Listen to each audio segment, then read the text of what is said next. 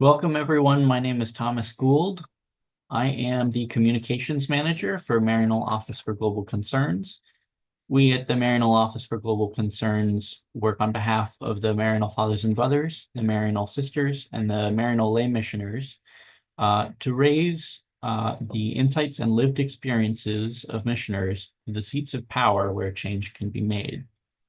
I'm glad to welcome you all here today for our webinar, Responding to the Foreign Aid Freeze, covering the foreign aid freeze and the dismantling of USAID through the lens of Catholic social teaching.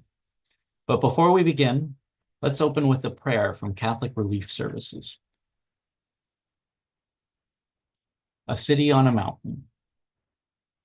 Lord of all good things, you have made us a blessed nation, a city set on a mountain, and you have willed us to do for the least of yours what we would do for you. Make us a generous people, sharers with the hungry, comforters of the sick, protectors of the most vulnerable, friends of the alien, people of shelter in time of storm, advocates for the oppressed, speaking out whenever and wherever your people are threatened. Teach us to share graciously, as you shared all for us, to tithe righteously, setting aside a just portion for our poorest brothers and sisters, to give joyfully, knowing that we are pleasing the God who desires mercy over sacrifice, as individuals, as families, as a nation. Then we'll all know of your justice, of your glory, for a city set on a mountain cannot be hidden. Amen. And let us pray also for Pope Francis. Loving God, grant your servant the courage, strength, and healing he needs. We'll be taking your questions towards the end, but feel free to enter them at any time during the presentation using the Q&A feature at the bottom of your screen. We'll try to get through as many of your questions as possible, but with that, I will hand things over to our director, Susan Gunn. Thank you, Thomas. Thank you to all of you who've joined us today. We're about to hit 100 participants online, and we had more than that register, so we'll share the recording and all of the resources that we mentioned with you all after this presentation. And I know you're as concerned as I am. You know, the foreign aid freeze that started on January 24th has revealed a fragile foreign assistance system and a very fragile world. So let's have a look. What do we see around the world? What are the signs of the times? Well, today, almost 700 million people live in extreme poverty, and that is 8.5% of the global population living on less than $2.15 per day. Progress has been stalled to lift people out of extreme poverty because of a low growth in the global economy and setbacks that occurred during the COVID pandemic. Poverty rates in low-income countries are actually higher than before the pandemic. We also see 1 in 11 people facing hunger, and this is an increase from 2019, from 650 million at that time to now 733 million people facing hunger. Also, 1 in 7 people are exposed to political violent conflict, an increase of 15%. And the main source of the increases are in Ukraine, Gaza, Sudan, Myanmar. I'm sure not a surprise to most of you. Also, 20 million people a year are forced to flee their homes due to climate disasters. And the number of climate-related disasters has tripled in the last 30 years, with a growing trend of more destructive climate disasters. And now, in the last month, we have a foreign aid freeze that started on January 24th when Secretary of State Marco Rubio paused all foreign assistance funding by and through the State Department and the U.S. Agency for International Development, which I will refer to as USAID, bringing vital humanitarian assistance and development aid to an abrupt halt. He enacted a 90-day pause while the new administration conducts a review, and this has left millions of vulnerable people worldwide facing an uncertain future with essential services that had been provided by NGOs now suspended due to the funding gap. Next slide. Thanks. So let's talk about the impact of this foreign aid freeze from the point of view of the United States. Well, Americans see the freeze on foreign assistance myself and many of us who've watched it closely as undermining the very requirements that Secretary Rubio named just 2 days before the freeze, when he said foreign assistance programs need to make the United States safer, stronger, and more prosperous. Actually, every US dollar that had been spent on global HIV and public health meets his criteria. It does make us safer, stronger, and more prosperous, for just one example.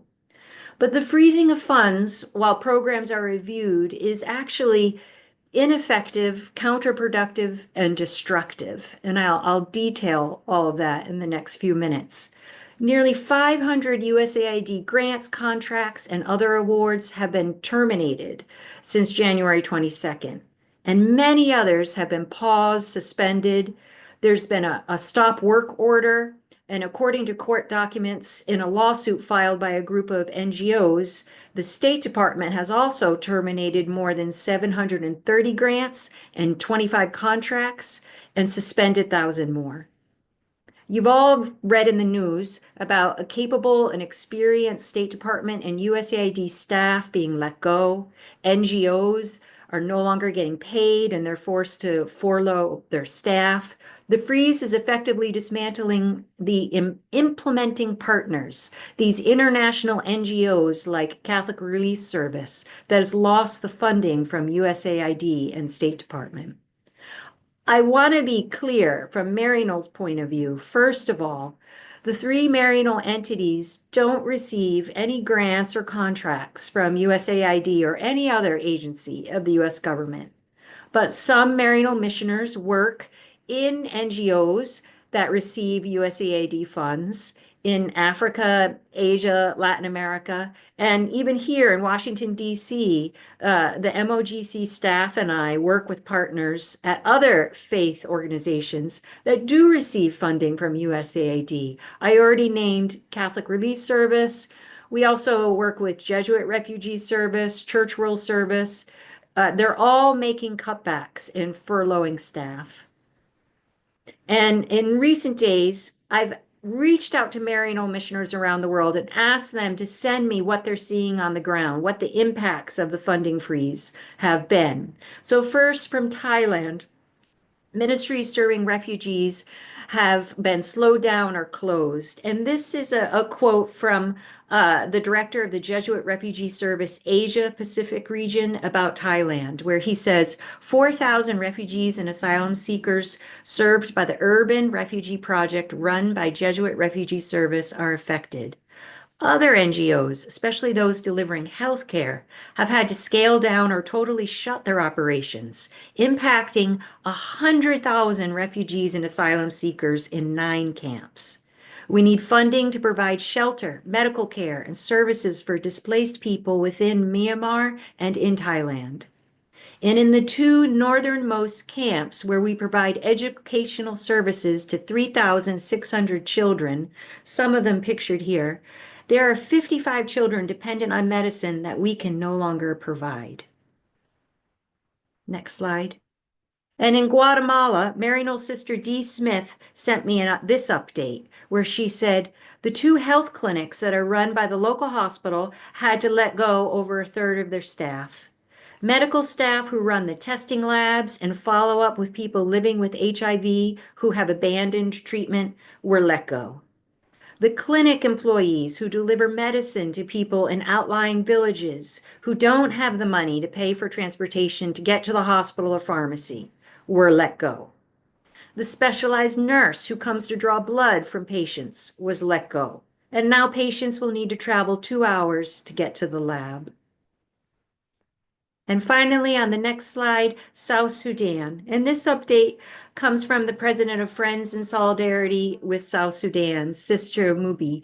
South Sudan is food insecure due to climate change, displacement, agricultural knowledge gaps, and the lack of seed money. In conjunction with the World Food Program, USAID had been providing food to the most vulnerable.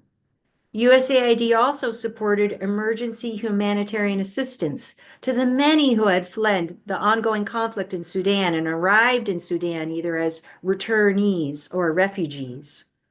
Another major intervention by USAID was in healthcare, supporting the provision of antiretrovirals to those living with HIV and providing maternal health services.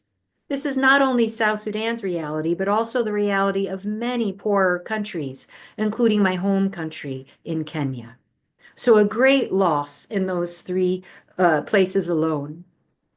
What I'd like to do now is think about what our church teaches us. Why should we care about international assistance programs? And what does our church want us to think of it?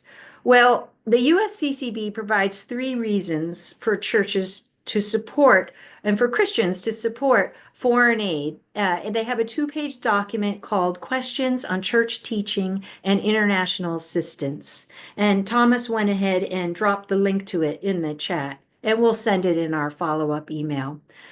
In that document, the USCCB says that the Holy See and the Church in the United States and throughout the world view foreign aid as an essential tool to promote human life and dignity, advance solidarity with poorer nations, and enhance security throughout the world. They go on to say that foreign aid is not an optional commitment, but rather it is a moral responsibility to protect human lives threatened by hunger, disease, crushing poverty, and conflict, and to assist the least of these. Next slide. And now let's look at Catholic social teaching. What does it have to say about foreign aid? Well, there are 4 principles of Catholic social teaching that guide our support for countries to engage in foreign assistance. First, the defense of the life and the dignity of the human person. The Catholic Church proclaims that human life is sacred and that the dignity of the human person is the foundation of a moral vision for society. This belief is the foundation of all the principles of our social teaching, and this is why we work to protect life and avoid war. We believe that every person is precious, that people are more important than things, and the measure of every institution is whether it threatens or enhances the life and dignity of the human person. The second principle from Catholic social teaching that guides us is the promotion of the common good through participation and subsidiarity. All people have the right to participate in the decisions that affect their lives. Subsidiarity requires that decisions be made by the people closest and most affected by the issues and concerns of the community. People can work together most effectively through organized government. And the reason we have governments is for the sake of the common good. The principle of subsidiarity reminds us that larger institutions in society shouldn't overwhelm or interfere with smaller or local institutions, yet larger institutions have essential responsibilities when the more local institutions can't adequately protect human dignity or meet human needs or advance the common good. Another principle of Catholic social teaching that guides us is the centrality of the option for the poor and vulnerable. While the common good embraces all, those who are weak and vulnerable and most in need deserve preferential concern. And a basic moral test for our society is how we treat the most poor and vulnerable. And this Catholic social teaching principle, this option for the poor and vulnerable, encourages us to imitate Jesus's love for those who are poor by working to create a society where the needs of the poor are always considered first and are addressed through works of mercy.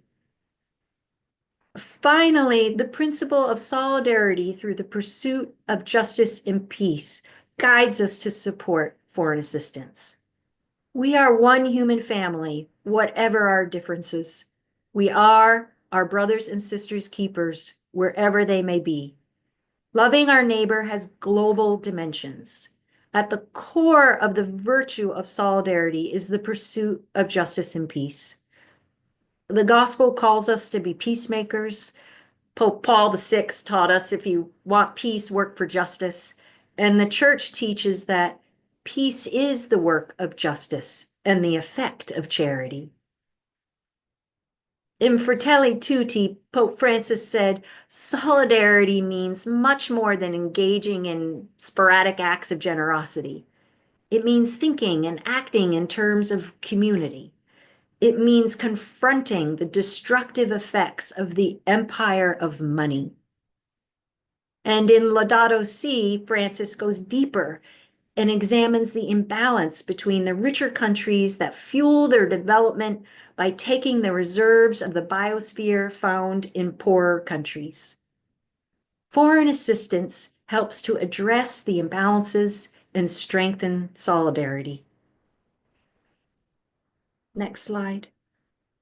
So, what priorities and reforms does the Church recommend for U.S. foreign aid?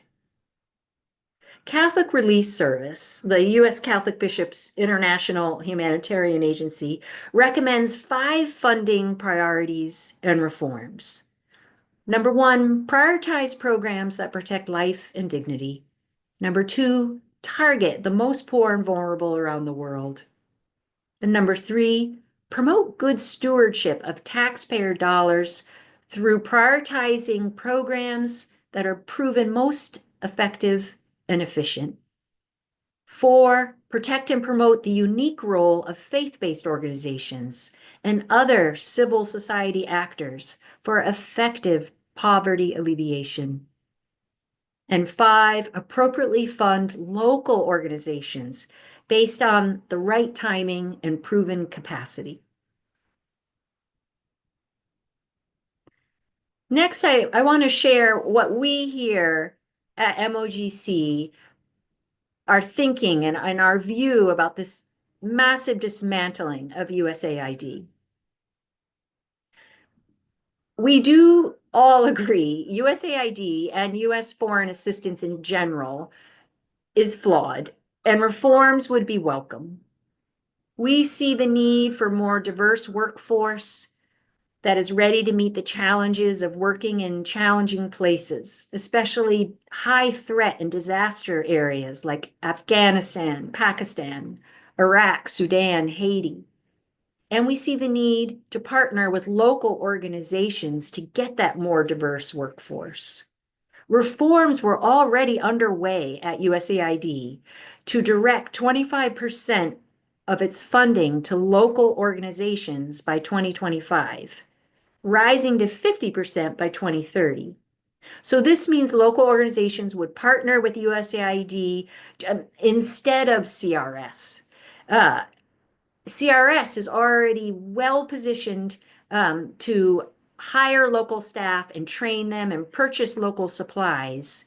But the goal and the aim was to bring local organizations more into the function of our foreign assistance so that it would more genuinely prioritize their priorities and have lasting, sustainable peace and development.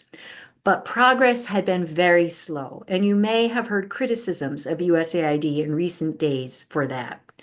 USAID was not on track to meet the ambitious targets of 25% of aid to local organizations by 2030, but they were on the right path. We also see the need to prioritize local knowledge and priorities embedded in the programming. And we often have meetings with staff of USAID to bring partners from other countries so that they can present their own knowledge and their own priorities. And those were sometimes tense meetings, but we believe that that's how we're going to achieve long-lasting peace and sustainable development. We also see the need for a complaint mechanism There is one at the State Department. There was not one as of yet at USAID, but it was in the works. So we were advocating for that with them and working with partners in Africa specifically to prepare the first report to be submitted, a first complaint to be submitted in the complaint mechanism. Finally, we see the need to address security concerns, weaknesses in governance, and corruption within local partners that are just persistent in this very difficult work of international development. All of that being said, we do view USAID as crucial to the work of development around the world, and it should not end. The agency manages a large portfolio of foreign assistance programs designed to help achieve long-term development, respond to humanitarian emergencies, and rebuild countries that have experienced high levels of violent conflict. We also believe USAID should not be merged into the State Department, just as it shouldn't be merged into the Department of Defense. Both of those agencies focus on short-term goals that enhance U.S. security and communicate with different populations and actors than USAID does. USAID focuses on long-term stability and economic growth by working across health, education, and economic sectors with the broader population. There are concerns about waste, fraud, and abuse, and they can be addressed through regular audits that had been happening already by independent evaluators, which include forensic accountants and typically take months to complete. The current activities of the executive branch appear to violate the standards of the regular audits, the financial and the performance and the programming audits. And we are concerned that the freeze and the stop work order and the laying off of staff is doing more harm than good to human life, the common good, impoverished people, and the promotion of peace and security. So, what can Catholics do? Thomas has done a great job creating one link where you can find 3 ways to advocate for foreign aid today. We're going to look at it after we take a break to answer some questions, but I just want you to know that it's there and we're going to walk through it together. One link where you could write to Secretary Rubio on the State Department website, write to your members of Congress, and find their phone numbers to call your members of Congress, either in their DC office or in your state, in the different districts in your state. We also want to share the link for Catholic Relief Service, or they're organizing legislative visits. So if you want to join a group of people from your state who are going to meet with your members of Congress over Zoom, and CRS will provide training and we'll walk you through it and accompany you through it. So lots of ways to take action. But I'll pause there, see if we have any questions that we should answer. Thank you so much for that very comprehensive view. We're gonna, just as a reminder to everyone, you can use the Q&A button at the bottom of your screen to type in an answer, and we'll try to get to as many of them as possible. We're gonna start off with a question: is what the Trump administration has done to USAID legal? I am not an attorney. So I cannot give an educated response to that. I only know what you all know, reading the paper. I did have the opportunity to meet with lawyers and discuss recent events, as well as some of the lawsuits that some NGOs have filed in recent days. And all I can say is the courts are grappling with that right now. It's day by day for a lawsuit about the foreign aid freeze. There was news just last night. It's still quite active in the courts. And actually, that's a very good follow-up question, or a good follow-up question to that last one, is what has been happening in the court cases, and Right. Recent judge orders, if have any recent actions in the courts done anything to fix the situation? There have been temporary restraining orders, and that happened rather quickly, where a judge issued a temporary restraining order for the domestic freeze. And so that opened up funding domestically. It was slower to have lawsuits addressing the foreign aid freeze. Uh, Quite honestly, it was difficult to find NGOs willing to be plaintiffs in the lawsuit because they really just wanted their funding back and they weren't looking to get in a fight with their funder. But as time passed, there are two lawsuits that I'm aware of that were filed last week that are before the courts right now. And there was a temporary restraining order, and the Justice Department is saying it doesn't apply. So it is, maybe by the end of this webinar, we'll have news about that. And actually, we did find an article here that explained some of the more recent developments, and I'm going to add that to the chat as well as an extra link. But I'm going to move on to your more questions. Okay, here's a question from a supporter who asks, will Marco Rubio listen to us? And in particular, the question relates to people who live inside the District of Columbia. DC does not have representatives or senators in Congress, and other states' Congress people often will not listen to people who live within DC. Yeah. I'm feeling a little cheeky right now about that question since I'm standing in DC, and I've been here a long time, more than 30 years on and off. And I would push back on that and say that they all represent the residents of the District of Columbia, members of Congress. I think that we have to be the persistent widow and continue to raise our voices, but don't stand alone. Be sure to find your friends and open your ears and listen to impacted communities and help them amplify their voices. And I think you can rest assured that you're doing all you can. Here's a factual question. I'm not clear on whether funding for PEPFAR programs for HIV/AIDS treatment has been restored. Has it? That's also a complicated answer.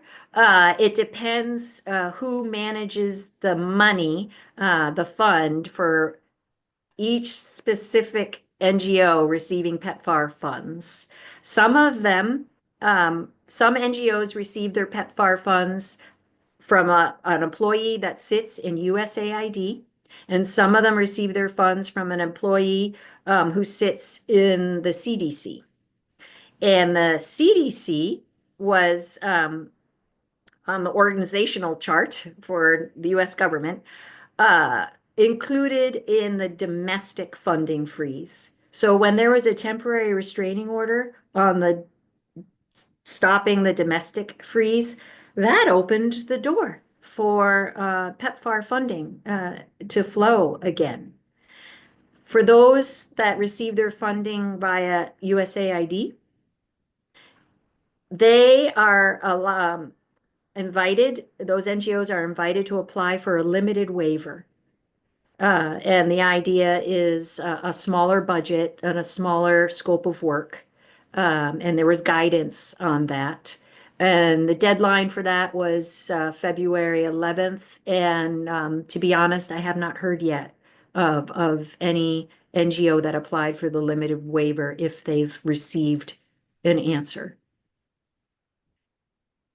So it sounds like it's still a very gnarly question, and we're still waiting on answers for that. And I've had the experience, I was talking with Senator Van Hollen, and I said to him, the waiver's not working.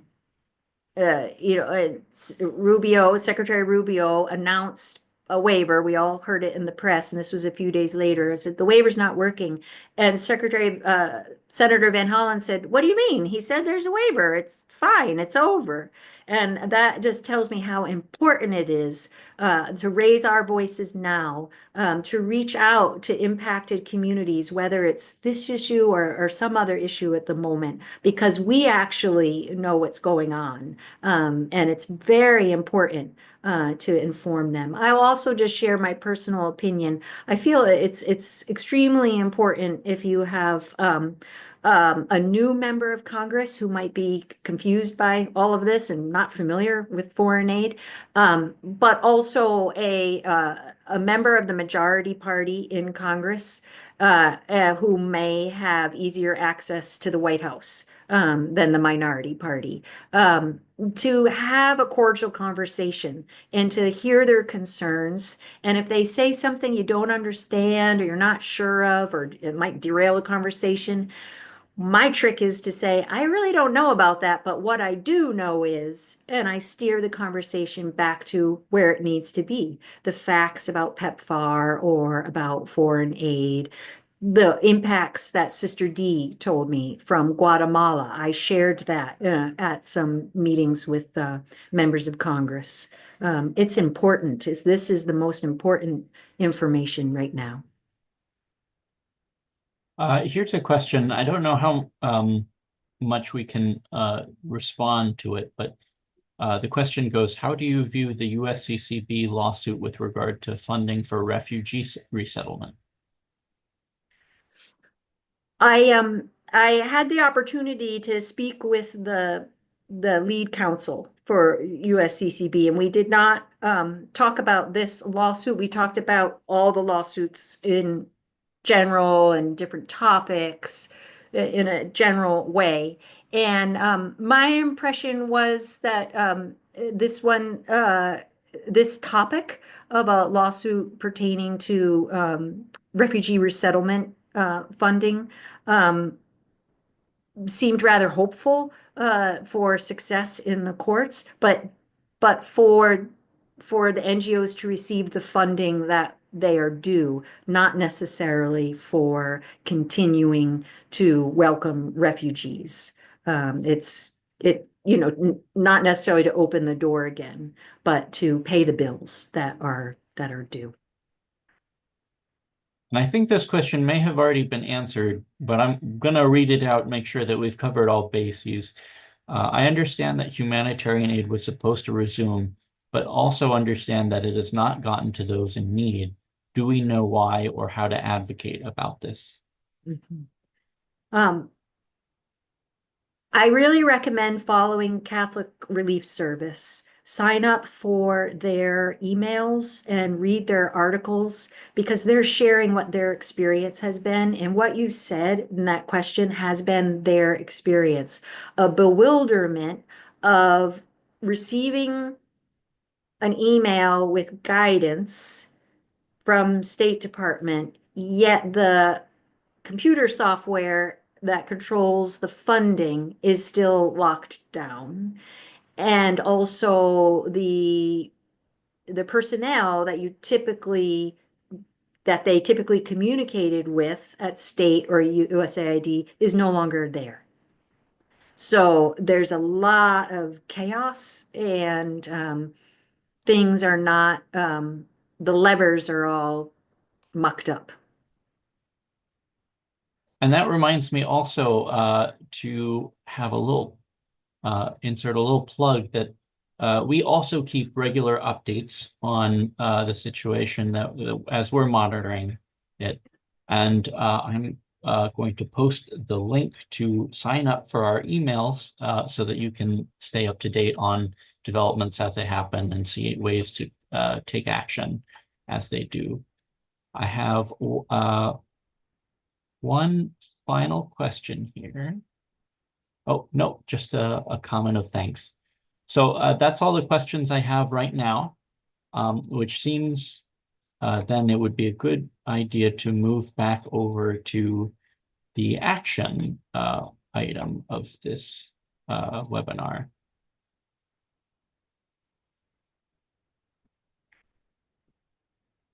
So I would like to take the time to walk you through this link that we've created to allow you to write to Secretary of State Marco Rubio and to Congress and to call your in-state or DC offices for your members of Congress. We're going to go ahead and click the link.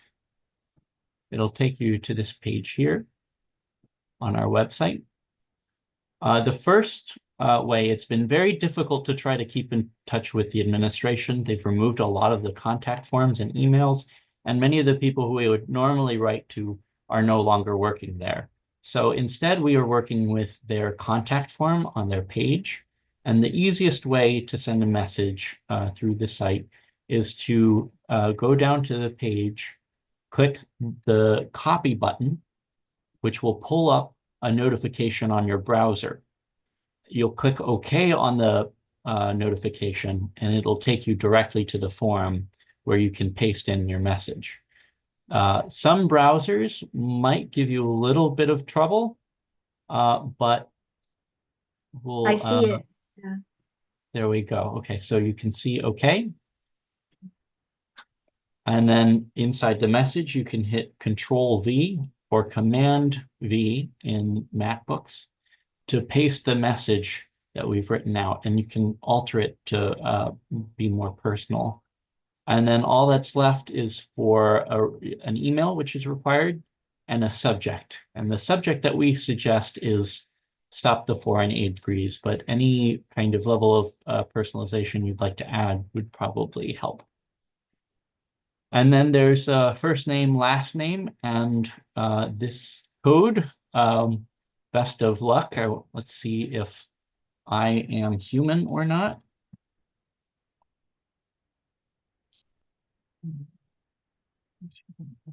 So this is the State Department website, everybody, the comment form.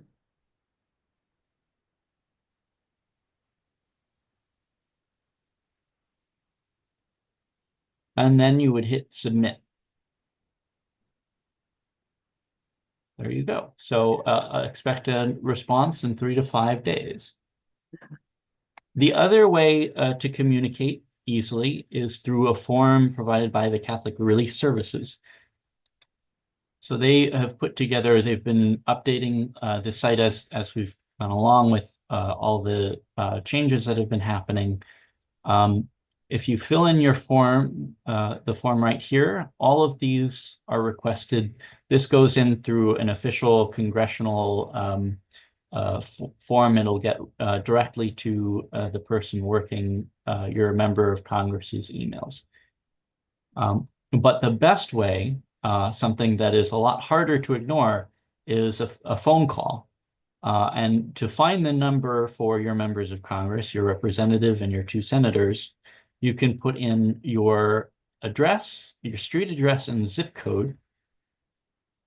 So I'm putting in the address for the Maryknoll sisters. We hit submit. That'll take us to the representative in Congress, as well as both senators. If you click more details, that'll tell you the phone number for the main office, as well as the phone numbers for both of the in-district offices. And if you go back to the top, you can return and do the same for the senators, both in Washington, D.C. and in the district in the state. Any one of these will be a good number to call. They have to report all of the people who work in these offices, the number of calls they receive from their constituents. So it's a surefire way to make sure that your script gets heard. And on the side, we have a sample script. Hello, my name is, and I'm calling from. People like to know that the person who's calling is actually a constituent. So that's where that is. And be sure to use the right phrasing. So don't call your congressman a senator or your representative a senator, your senator's a representative. I hear they don't like that. Yeah. So that's all for now. If you'd like to take the time to go through those, we can stick around and field any questions if you're having any difficulties. But we'll be sending all of these links, as well as the links that we covered over in the webinar and the presentation slides and the webinar recording in our follow-up email. Great, Thomas, you made it so easy. I really love how it's all on one page, and you'll see that on the front page of our website too, right? Yes, yes. So if you go to the front page of our website, it'll be right under actions. Yeah. Yeah, where it says 3 ways to advocate for foreign aid. Yeah. Wonderful. And don't forget about if you're interested in signing up for the legislative visits with Catholic Relief Service. They have staff members who can provide training and go along with your small group for the online meeting with your member, probably the staffer for your member of Congress. But don't let that deter you. The staffer sometimes knows more than the congressperson does, because they specialize in foreign policy, or they specialize in, domestic policy and so on. Well, thank you very much for your attendance, and we'll be on the lookout for our follow-up email. Thanks, Thomas. Thank you.